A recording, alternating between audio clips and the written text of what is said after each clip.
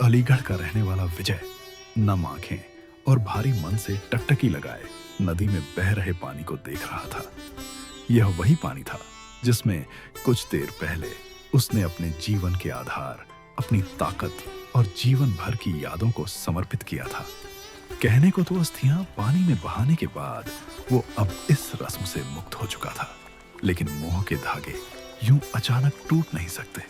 वाराणसी के प्रचलित घाट पर धीरे धीरे भीड़ कम होने लगी थी। सूरज लगभग डूब चुका था और यह संकेत था कि हर डूबते सूरज के बाद फिर से सूर्य उदय होता है। गंगा के बहते जल को अंतिम प्रणाम करके विजय अपने स्थान से उठा, लेकिन अगले ही पल उसे अपने दाएं ओर सफेद सादे लिबास में एक स्त्री फूट फूट कर रोती हुई नजर आई। सफेद साड़ी में सजी लड़की जिसके हाथ मेहंदी से रचे थे, लेकिन लिबास बिल्कुल सादा और सफेद था।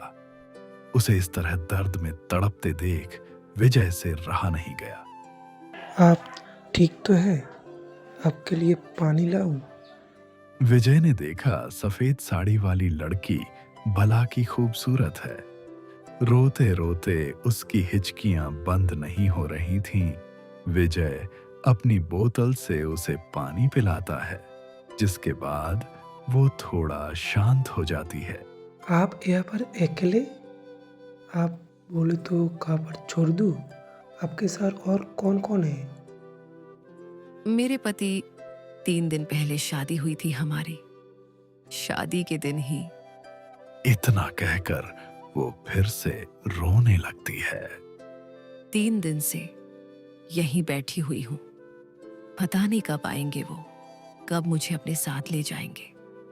उनके सिवा कोई नहीं है मेरा। आपकी तकलीफ समझता हूँ मैंने भी आज मेरा पिता को खोया है, लेकिन आपको खुद को संभालना होगा। चलिए, दिन ढलने लगा है। कहते हैं मृतकों को ऐसे दिन ढलने के समय याद नहीं करती। विजय की बात सुनकर वो लड़की भरी आंखों से उसकी ओर देखती है। उसकी आंखों में ना जाने क्या कशिश थी। विजय सम्मोहन में था या उसके दर्द को बांटने की कोशिश कर रहा था, यह समझ नहीं आ रहा था, लेकिन वह उस लड़की की ओर हाथ बढ़ा देता है। लड़की उसका हाथ पकड़कर अपनी जगह से खड़ी हो जाती है और अगले ही पल चकराकर विजय के कंधे पर लुढ़क जाती है। हे भगवान, ये क्या हो गया?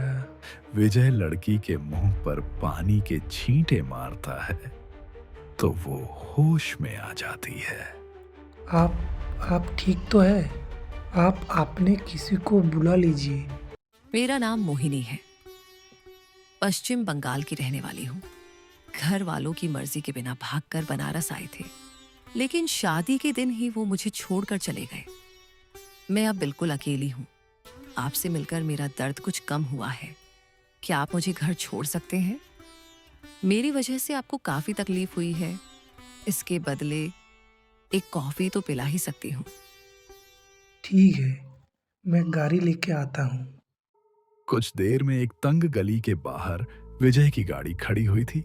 विजय मोहिनी के साथ उसके घर में पहुंच गया था। उस वक्त शायद रात के 9 बजे होंगे। विजय कमरे में सोफे पर बैठा हुआ था और मोहिनी कॉफी बनाने के लिए चली गई थी। घर का माहौल थोड़ा अजीब सा महसूस हो रहा था। पूरा घर गहरे अंधकार में डूबा हुआ था। बस कमरे में एक हल्की सी रोशनी नजर आ रही थी। अंदर कमरे से कुछ हल्की फुसफुसाहट सुनाई पड़ रही थी। ये कैसी आवाजें है? मोहिनी तो कही थी ये वहाँ पर अकेली रहती है। ना चाहते हुए भी उसके कदम अंदर की ओर बढ़ गए थे। अंदर कमरे में भी गहरा अंधेरा था, लेकिन कमरे के सामने जाते ही एक अजीब सी सड़ांत उसकी नाक से टकराई। विजय ने खिड़की से आती हल्की सी रोशनी में कमरे के अंदर झांक कर देखा तो वहां का नजारा देखकर उसके होश ही उड़ गए। अंदर एक दो नहीं, कई सारे आदमियों के बिना धड़ के सर छत से रस्सी के सहारे बांधकर लटकाए हुए थे, जिनसे खून की बूंदें टपक रही थीं। अचानक ही विजय को कमरे के अंदर से किसी के सिसकने की आवाज सुनाई देने लगती है। ये सब देख विजय के दिल की धड़कनें और भी तेज हो गई थी। इससे पहले कि वो कमरे के अंदर जाता, उसे बगल के कमरे से दरवाजा खटखटाने की आवाज सुनाई देती है। विजय कांपते हाथों से कमरे का दरवाजा खोलता है तो अंदर उसे बेड पर एक सफेद कफन से लिपटी लाश पड़ी दिखाई देती है। विजय कमरे के अंदर जाता है और लाश का कफन हटाकर देखता है तो सामने खून से सनी एक डेड बॉडी नजर आती है, जिसकी आंखें मानो नोच ली गई थी। विजय के मुंह से एक चीख निकलती है और वो देखता है कि वो तो अभी भी हॉल में कमरे के सोफे पर बैठा हुआ है।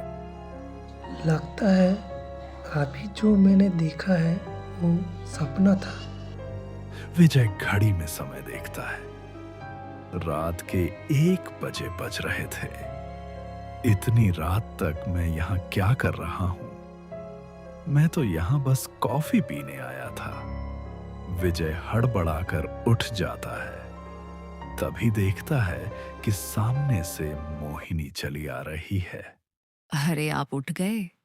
मैं आपके उठने का इंतजार कर रही थी। गे खाना खा लीजिए, उसके बाद अंदर कमरे में आराम करिए। सोफे पर लेटे हुए कमर में दर्द हो जाएगा। अरे नहीं नहीं, आई एम सो सॉरी। पता नहीं कैसे मेरी आग लग गई। अब आप सॉरी क्यों बोल रहे हैं? जब तक मैं कॉफी बनाकर लाई तो देखा आपकी आंख लग चुकी थी। शायद पूरा दिन बहुत उतार चढ़ाव से बीता था आपका, इसीलिए मैंने डिस्टर्ब नहीं किया। चिंता की कोई बात नहीं है, आप आज रात को मेरे यहाँ रुक सकते हैं। विजय के मना करने के बाद भी मोहिनी ने थाली में उसके लिए भोजन परोस दिया। पहला कौर मुंह के पास लाते ही उसे फिर से वही जानी पहचानी सड़ांत महसूस हुई जो उसने कुछ देर पहले सपने में उस कमरे के अंदर महसूस की थी। इसके बाद चाहकर भी विजय खाना अपने हलक से नीचे नहीं उतार पाता और उसे कै आ जाती है। आपकी तबीयत कुछ ठीक नहीं है, आके आके आप आराम कर लीजिए। मोहिनी विजय को अंदर कमरे में लेकर जाती है। यह देखकर विजय हैरान रह गया था कि यह कमरा हूबहू वही था जो उसने सपने में देखा था। विजय का सर चकरा रहा था। क्या सच है, क्या सपना, उसे कुछ समझ में नहीं आ रहा था। विजय अब भी बिस्तर पर लेटा ही था कि उसे पायल की छम छम सुनाई पड़ती है और उसके कमरे के दरवाजे पर दस्तक होती है। विजय का पूरा चेहरा पसीने से भीगने लगा था। तभी मोहिनी हाथ में कॉफी लेकर अंदर आती है। आपने खाना नहीं खाया, ये कॉफी ही पी लीजिए, आपको अच्छा लगेगा। मोहिनी ने कॉफी विजय के सिरहाने रख दी थी और खुद कमरे से बाहर निकल गई थी। रात के तकरीबन 2 बजे बज रहे थे। बढ़ती ठंडक से मानो बिस्तर पर लेट पाना मुश्किल होने लगा था। अचानक ही विजय को अपने नजदीक किसी की गर्म सांसें महसूस होती है। गहरी नींद में होने के कारण वो करवट बदलकर लेट जाता है। कुछ देर बाद विजय को अपने सीने पर कुछ भारी सा महसूस होता है। विजय अपनी आंखें खोलकर देखता है। मोहिनी उसके सीने पर चढ़कर बैठी हुई थी। उसके खुले बाल हवा में लहरा रहे थे और चेहरा बेहद डरावना दिखाई दे रहा था। विजय चीखकर मोहिनी को धक्का देकर भागता है, लेकिन देखता है कि कमरे का दरवाजा लॉक है। कौन हो तुम? क्या चाहते हो मुझसे? जाने दो, मुझे जाने दो। हा, जितनी भी कोशिश कर ले, यहाँ से निकल पाना संभव नहीं है। ये मेरी दुनिया है, मृत्यु का द्वार है यह। विजय लगातार कमरे का दरवाजा खोलने की कोशिश कर रहा था। अचानक कमरे का दरवाजा खुल जाता है और वो वहां से निकलकर दूसरे कमरे में जाकर खुद को लॉक कर लेता है। विजय अपने चारों ओर देखता है। ये वही कमरा था जहां पर उसने डेड बॉडी देखी थी। वह घबराकर बेड की तरफ देखता है। अभी भी एक डेड बॉडी बेड पर पड़ी हुई थी। तभी उसके माथे पर कुछ गीला महसूस होता है। विजय गर्दन ऊपर करके देखता है तो उसे वहां पर कुछ मानव खोपड़ियां टंगी हुई नजर आती हैं। विजय को अपनी आंखों पर यकीन नहीं हो रहा था। कुछ देर पहले उसने जो कुछ भी सपने में देखा था वो सच बनकर उसकी आंखों के सामने था। वो दौड़कर बेड पर पड़ी हुई कफन से लिपटी लाश का कफन उतारता है तो देखता है सामने पड़ी हुई डेड बॉडी किसी और की नहीं, उसकी खुद की है। नहीं नहीं नहीं, ये नहीं हो सकता। मैंने कहा था ना, यहां से भागकर कहीं नहीं जा पाओगे। बाकी लोगों की तरह तुम भी हमेशा मेरे साथ इसी घर में रहोगे। ये सच नहीं हो सकता। मैं जिंदा हूँ। ये सब मेरा आंखों का धोखा है। तुम झल रहे हो मुझे। तभी कमरे में थोड़ी रोशनी होती है और विजय सामने लगे आईने की ओर देखता है जिसमें उसका अक्स नजर नहीं आ रहा था। विजय वहां खड़ा पागलों की तरह चिल्ला रहा था और वो चुड़ैल अपने धारदार नाखूनों से उसके सर को धड़ से अलग करके छत पर टांग देती है। कुछ दिन बाद एक खूबसूरत शाम में सफेद सादे लिबास में सजी मोहिनी घाट पर बैठी फूट फूट कर रो रही है।